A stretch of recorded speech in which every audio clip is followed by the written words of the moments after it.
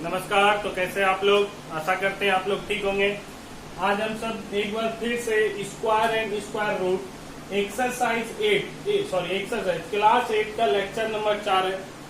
फिर से क्या पढ़ने वाले हैं? स्क्वायर और स्क्वायर रूट, मतलब वर्ग और वर्गमूल, जो कि क्लास 8 का लेक्चर नंबर 4 है। इससे पहले हम सब लेक्चर नंबर 3 कर चुके हैं, जिसमें लेक्चर नंबर 1 में हम लोगों ने बेसिक जानकारी पढ़ी।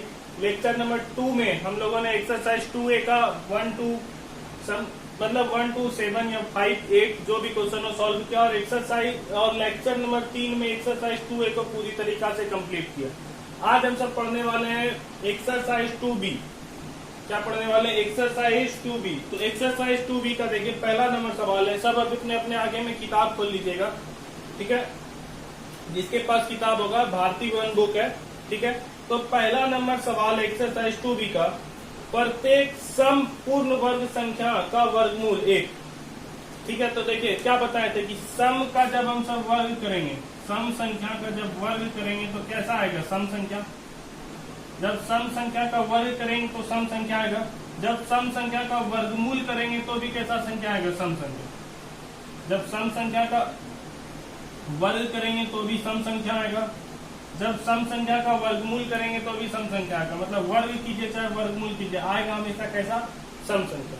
सम संख्या का वर्ग भी करेंगे तो सम संख्या आएगा। देखिए जैसे 2 सम संख्या है, 2 का स्क्वायर किए तो क्या आएगा? 4। 4 भी कैसा संख्या है? सम संख्या, ठीक। जैसे मान के चलिए 16, 16 कैसा संख्या है? सम संख्या। 16 का वर्गमूल किया तो क्या आएगा? 4। 4 भी कैसा संख्या है? सम संख्या। तो जब सम का वर्ग कीजिए या वर्गमूल कीजिए, सम संख्या आएगा। सम का कुछ भी करेंगे तो क्या आएगा? सम संख्या, ठीक है। अब देखिए बोल रहा है प्रत्येक विषम। तो अब देखिए सम का जब वर्ग कर रहे हैं तो सम आ रहा है, सम का जब वर्गमूल कर रहे हैं तो सम आ रहा है। उसी तरह जब विषम का वर्ग करेंगे, किसका? विषम का वर्ग करेंगे तो कैसा संख्या आएगा? विषम। और जब विषम का वर्गमूल करेंगे, जब विषम का वर्गमूल करेंगे तो भी कैसा संख्या आएगा? विषम। मतलब सम का वर्ग कीजिए या वर्गमूल कीजिए, सम संख्या। विषम का वर्ग कीजिए या वर्गमूल कीजिए, विषम संख्या, ठीक है। फिर उसके बाद बोल रहा है, फिर 4 नंबर वही सवाल है। 3 और 4 सेम सवाल है। 5 नंबर देखिए, एक ये 1 का पहला नंबर था, ये दूसरा था, ठीक है। ऑब्जेक्टिव है। 1 का तीसरा और चौथा सेम सवाल है। 5वां नंबर देखिए, बोल रहा है किसी पूर्ण वर्ग संख्या के अंत में शून्यों की संख्या, ठीक है, तो उस संख्या का वर्गमूल होगा। देखिए अब क्या बोले थे कि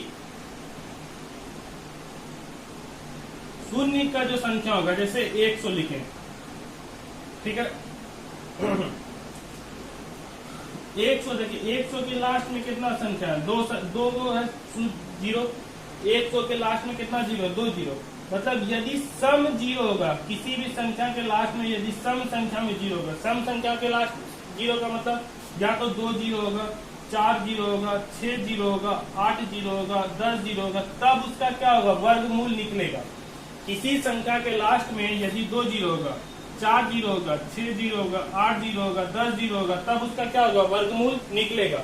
मतलब सम में 0 होना चाहिए। कैसा 0 होना चाहिए? सम संख्या में 0 होना चाहिए, तब उसका क्या होगा? वर्गमूल निकलेगा। अदरवाइज वर्गमूल नहीं निकलेगा। जैसे मान के चलिए 1000 है, इसका वर्गमूल निकलेगा लेकिन परफेक्ट वर्गमूल नहीं निकलेगा।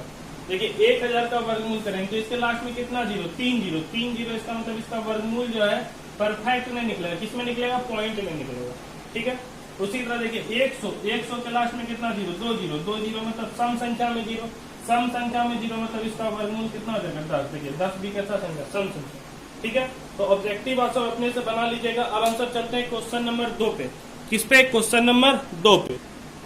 चलिए क्वेश्चन नंबर 2 पे। क्वेश्चन नंबर 2 देखिए क्या बोल रहा है। बोल रहा है गुना किए बिना, मतलब गुना नहीं करना है, और क्या करना है? संख्या का वर्ग ज्ञात करना है। क्या करना है? गुना इसको नहीं करना। जैसे गुना करने का मतलब 39 का वर्ग बोल रहा था, जैसे 39 का वर्ग बोला मतलब 39 का स्क्वायर। 39 का स्क्वायर को क्या लिख सकते हैं? 39 गुना 39। 39 का स्क्वायर को क्या लिख सकते हैं? 39 गुना 39। और इसको डायरेक्ट गुना करके आंसर लिख सकते हैं। डायरेक्ट गुना करके आंसर लिख सकते हैं। लेकिन सवाल में क्या बोल रहा है? गुना नहीं करना है, गुना नहीं करना और इसका आंसर बताना है।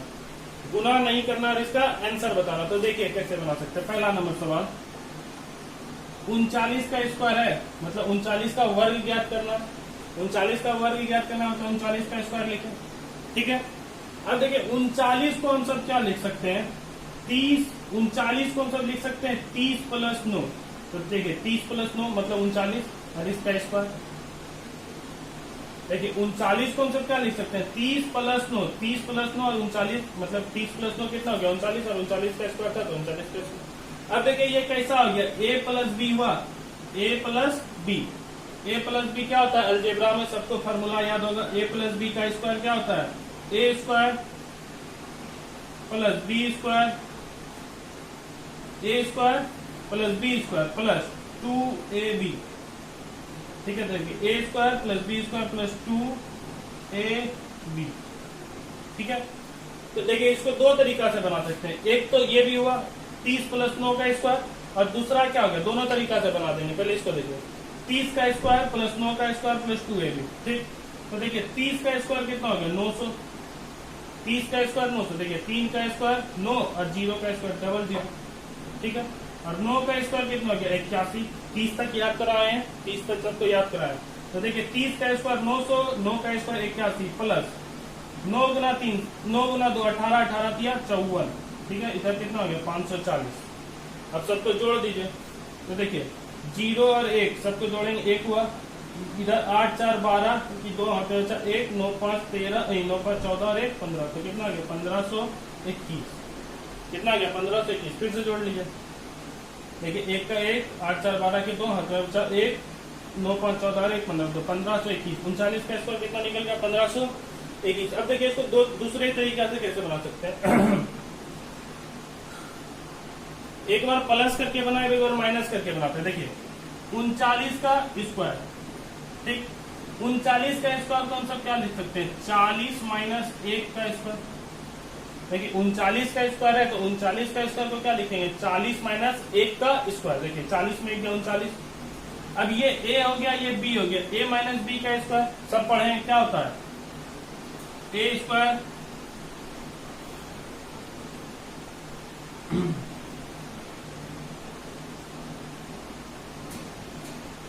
ए square plus B square plus A square plus B square minus 2ab। A square plus B square minus 2ab। तो 40 का स्क्वायर कितना हो गया 1600 प्लस 1 का स्क्वायर कितना हो गया 1। देखिए 4 का स्क्वायर 16 और 0 का स्क्वायर डबल 0 और 1 का स्क्वायर 1 माइनस 40 गुना 2 कितना हो गया 80 और 80 गुना 1 कितना हो गया 80। ठीक, अब इसको जोड़िए 1600 और 1 कितना हो गया 1601 माइनस 80। 1601 में 80 गया कितना बचा 1521। 1601 में 80 गया कितना बचा 1521। तो देखिए इसको दो तरीका से बना सकते हैं, एक प्लस करके एक माइनस करके, जो अच्छा लगे उस तरह बना लीजिए। एक और सवाल बता देंगे इसके ऊपर जो कि आप सबको और अच्छा से समझ में क्लियर हो जाए। पहले आप सब इसको उतार लीजिए, आराम से इसको उतारिए।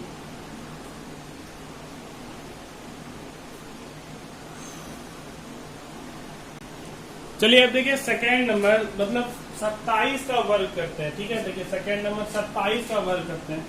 तो 27 का वर्ग हम सब किस तरह कर सकते हैं, 27 का स्क्वायर। अब आप सबका जिस तरह मन करे, या तो प्लस में या तो माइनस में, जिस तरह भी मन करे उस तरह लिख सकते हैं। तो 27 का स्क्वायर, तो 27 को हम सब क्या लिख सकते हैं 20 प्लस 7 का स्क्वायर। 27 को हम सब क्या लिख सकते हैं 20 प्लस 7 का स्क्वायर। या दूसरा तरीका से देखिए 27 का स्क्वायर, तो 27 को हम सब क्या लिख सकते हैं 30 माइनस 3 का स्क्वायर। देखिए 20 प्लस 7 27, 30 माइनस 3 27। ठीक है, अब देखिए ये a प्लस बी, तो a प्लस बी का स्क्वायर क्या हो गया a square plus B square plus 2ab। ठीक है, a square plus B square plus 2ab। तो 20 का स्क्वायर कितना आता है 400। 7 का स्क्वायर कितना होता है 49 प्लस 20 गुना 2 गुना 2 कितना हो गया 4, 40 गुना 7 700 के 28 मतलब 280। ठीक है, यहाँ से कितना गया 280। सबको जोड़ दो। ठीक है, 9 8 4 12 हाथ में बचा 1 2 2 सॉरी 4 2 6 और 1 7। तो 27 का स्क्वायर सबको आता है कितना होता है 729। 27 का स्क्वायर याद कराए हैं। ठीक, अब देखिए इस तरह दूसरा तरीका से बनाते हैं। ठीक है, ये क्या था प्लस करके, अब ये क्या है माइनस करके। तो प्लस करके बनाएंगे तो इस तरह बनेगा, माइनस करके भी बनाएंगे तो सेम तरीका से बनेगा, बस क्या हो जाएगा सिर्फ यहाँ पे माइनस हो जाएगा। तो 30 का स्क्वायर, देखिए a माइनस बी का स्क्वायर क्या होता है, a square plus B square minus 2ab। ठीक, तो 30 का स्क्वायर कितना होता है 900 प्लस 3 का स्क्वायर कितना होता है 9 माइनस 3 गुना 30, 3 गुना 30 90, 90 गुना 2 कितना हो गया 180। ठीक, तो 900 और 9 कितना हो गया 909 माइनस 180। तो 909 में 180 गया कितना होगा 9, यहाँ कितना बचा 2, ठीक है, यहाँ कितना बचा 729। ठीक है, तो दोनों तरीका से आंसर क्या आएगा सेम आएगा आपका। यदि इस तरह मन है तो इस तरह बनाइए, यदि इस तरह मन है तो इस तरह बनाइए, कोई दिक्कत नहीं है, जिस तरह भी मन करे उस तरह बनाइए। ठीक है, तो इसमें टोटल 4 सवाल था, 4 में से 2 सवाल हम बता दिए, बाकी का 2 सवाल आप सब अपने से बना लीजिएगा। ठीक है, तो आप सब पहले इसको उतार लीजिए, उसके बाद आंसर करते हैं क्वेश्चन नंबर 3 पे। पहले इसको उतारिए।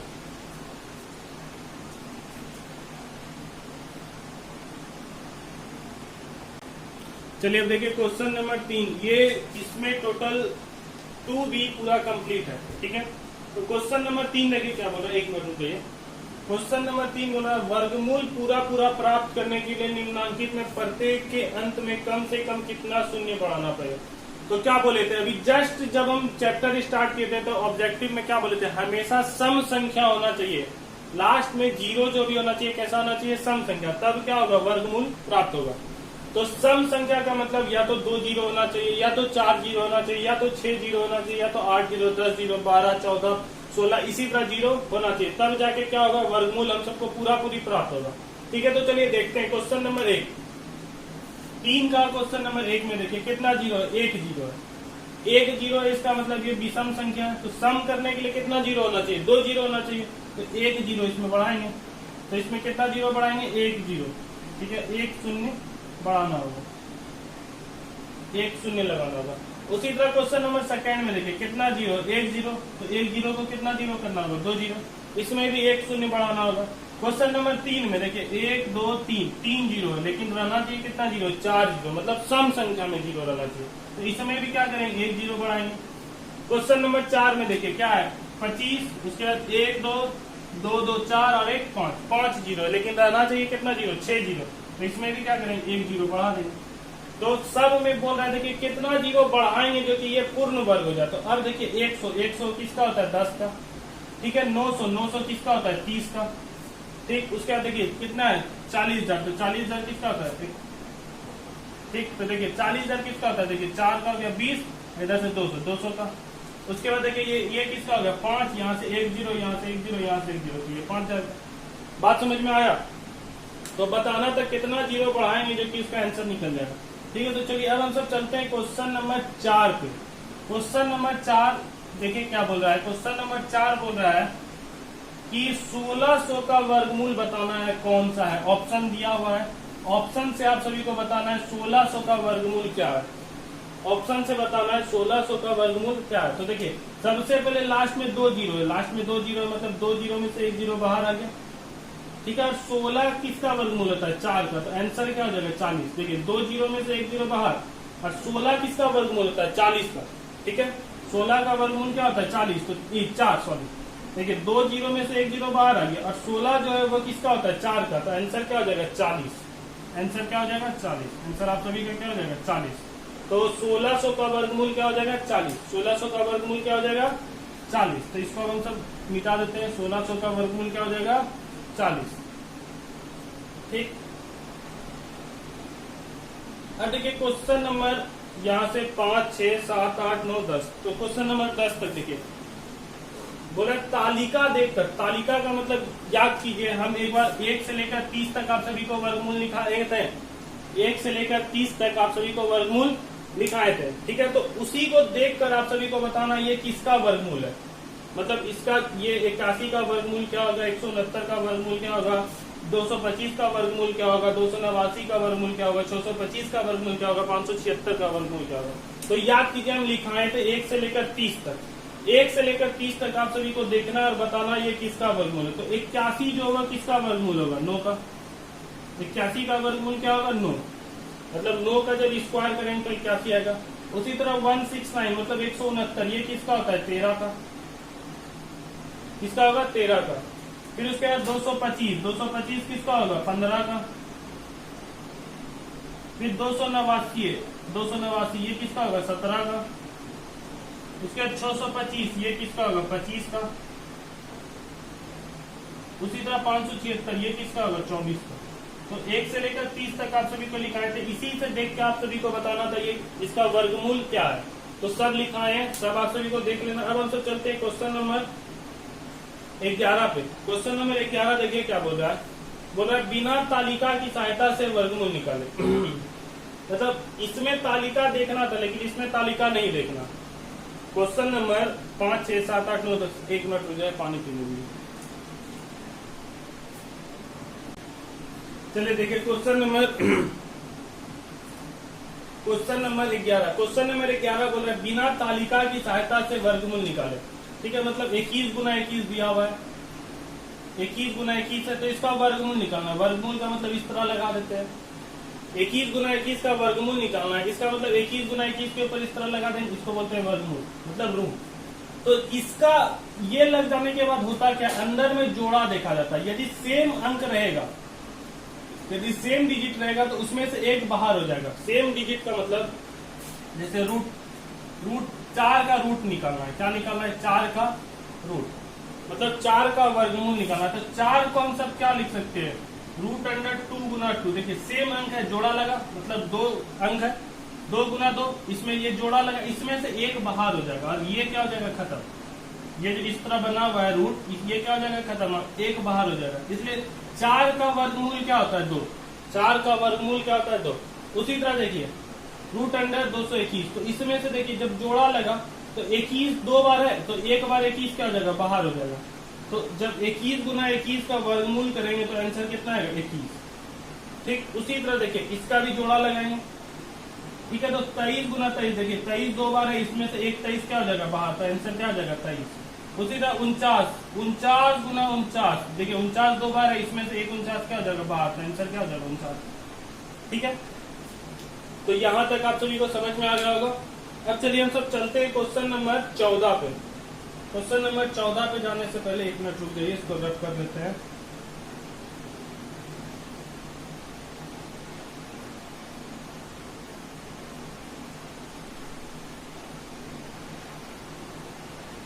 क्वेश्चन नंबर 14 देखिए क्या बोला है, मान बताइए। ठीक है, तो क्वेश्चन नंबर 14 को देखिए क्या है, √26 का स्क्वायर, इसका मान बताना है।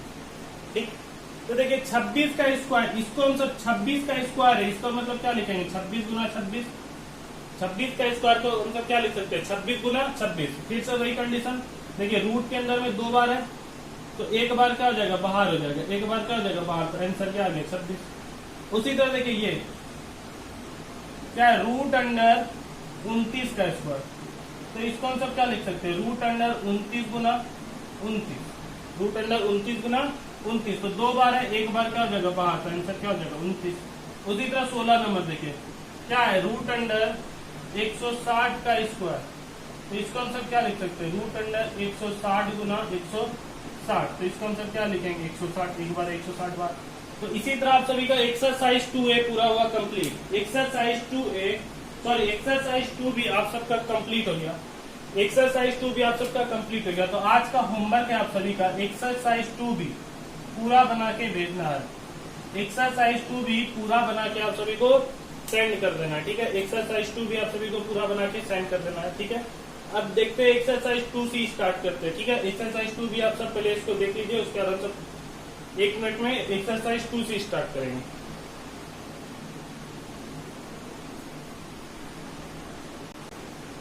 चलिए देखिए एक्सरसाइज 2C। एक्सरसाइज 2C बोल रहा है गुणनखंड से जांच करके बताइए।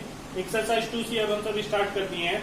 एक्सरसाइज 2 भी आप सभी का पूरा तरीका से कंप्लीट हो चुका है। एक भी सवाल उसमें ऐसा नहीं है जो कि हम नहीं बताए। एक्सरसाइज 2 भी में पूरा सवाल हम ही बताए। ठीक है, तो चलिए अब एक्सरसाइज 2C देखते हैं। बोल रहा है गुणनखंड से जांच करके बताइए, जांच कर बताइए निम्नांकित में पूर्ण वर्ग संख्याएं कौन। तो सबसे पहले जानते हैं गुणनखंड तरीका से वर्गमूल कैसे निकालते। देखिए जैसे पहला नंबर सवाल है 4, तो 4 का हम सब गुणनखंड करेंगे।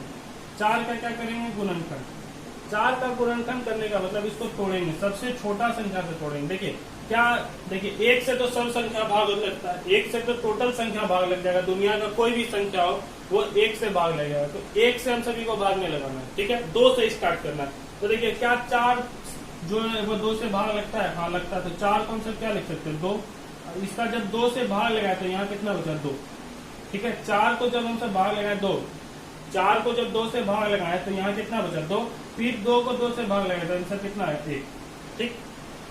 ये सबको आता होगा गुणनखंड करने, 7th में सब सीखे होंगे, ठीक है। तो देखिए अब हम सब 4 को लिख क्या सकते हैं, रूट अंडर 4 को हम सब क्या लिख सकते हैं, रूट अंडर, देखिए वर्गमूल गुणनखंड से जांच करके बताइए कि निम्नलिखित पूर्ण वर्ग संख्याएं है या नहीं, ठीक है। तो देखिए 4 का जब हम सब 4 को हम सब क्या लिख सकते हैं 2 गुना 2, 4 को हम सब क्या लिख सकते हैं 2 गुना 2, 4 को क्या लिखेंगे 2 गुना 2। अब देखिए जब इसका वर्गमूल निकालेंगे, 4 का जब दोनों तरीका से वर्गमूल निकालेंगे, ठीक, तो 4 का जब हम सब वर्गमूल निकालते हैं तो इसमें से देखिए एक ये बाहर, 2 को जोड़ा अलग रहा है, देखिए 2 बार है, 2 कितना बार है 2 बार, तो 1 बार 2 क्या हो गया बाहर हो गया, 1 बार 2 क्या हो गया बाहर हो गया, ठीक है। इसका मतलब देखिए इसका पूरा तरीका से आंसर आ गया कितना, रूट अंडर 4 का आंसर कितना आ गया 4, रूट अंडर 4 का आंसर कितना आ गया 2, इसका मतलब इसका देखिए पूरा तरीका से बाहर आ गया, इसका मतलब ये जो है ये क्या है पूर्ण वर्ग है, 4 जो है कैसा है पूर्ण वर्ग है, ठीक है। जैसे इसी में सेकंड नंबर सवाल देखते हैं, ठीक, सेकंड नंबर समझ में आ जाएगा। 4 देखिए ये पूरा तरीका से बाहर आ गया, इसका मतलब रूट के अंदर में जोड़ा लगा पूरा तरीका से बाहर आ गया, इसका मतलब ये जो पूर्ण वर्ग है। सेकंड नंबर सवाल लेते हैं, आप सभी को अच्छा से समझ में आ जाएगा। देखिए सेकंड नंबर सवाल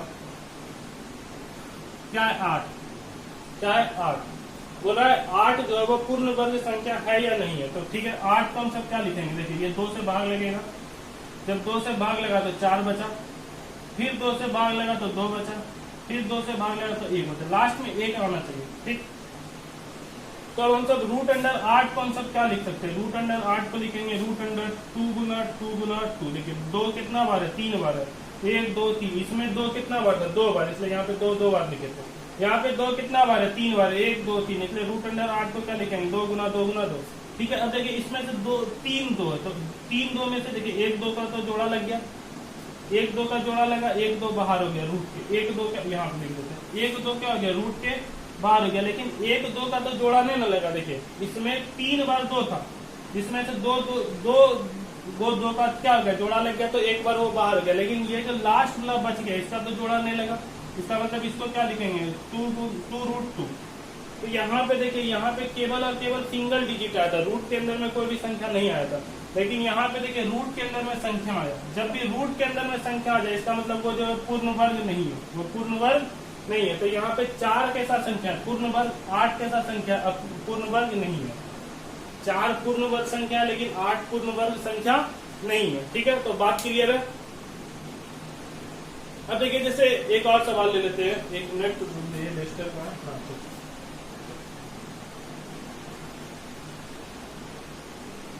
देखिए जैसे 7 नंबर सवाल, 7 नंबर सवाल क्या बोल रहा है, बताना है पूर्ण वर्ग संख्या है या नहीं। तो 7 नंबर को हम सब क्या लिखेंगे 2 गुना 16 का स्क्वायर, जब इसका रूट किए, इसका क्या किए रूट किए, तो देखिए इसको हम सब क्या लिखेंगे 2 गुना 16 गुना 16, जब इसका रूट करेंगे तो इसको क्या लिखेंगे 2 गुना 16 गुना 16। तो इसमें से देखिए 16 का तो जोड़ा लग रहा है लेकिन 2 का जोड़ा लग रहा है नहीं, 16 बाहर हो गया, 16 क्या हो गया बाहर, लेकिन 2 बाहर होगा नहीं, तो 2 क्या रह गया रूट के अंदर में, 2 कहाँ रह गया रूट के अंदर में, इसका मतलब ये जो पूर्ण वर्ग संख्या नहीं। बात समझ में आया। जैसे क्वेश्चन नंबर 8 देख लीजिए, लास्ट सवाल, 3 का स्क्वायर गुना 25 का स्क्वायर, जब इसका रूट किए तो इसको हम सब क्या लिखेंगे रूट अंदर 3 गुना 3, देखिए 3 का स्क्वायर है तो 3 गुना 3 गुना 25 का स्क्वायर है तो इसको क्या लिखेंगे 25 गुना 25, ठीक। देखिए 3 का जोड़ा लग रहा है इसका मतलब 3 बार, 25 का जोड़ा लग रहा है इसका मतलब 25 भी बार, अब बीच में क्या आ गया गुना, ठीक। तो 25 गुना 3 कितना हो गया 75, देखिए सिंगल डिजिट आया, सिंगल डिजिट आया मतलब 1 अंक वाला 2 अंक वाला संख्या है, लेकिन 75 आया, इसका मतलब देखिए रूट के साथ तो इसके रूट में इसके साथ कुछ भी है, रूट में इसके साथ कुछ भी नहीं, इसका मतलब ये कैसा संख्या है पूर्ण वर्ग संख्या। बात समझ में आया, ठीक है। तो आज का क्लास यहीं तक रहने देते हैं, अब कल हम सब चल लेंगे एक्सरसाइज 2C को पूरा तरीका से कंप्लीट कर देंगे, ठीक है। आज का क्लास यहीं तक रहने देते हैं, धन्यवाद।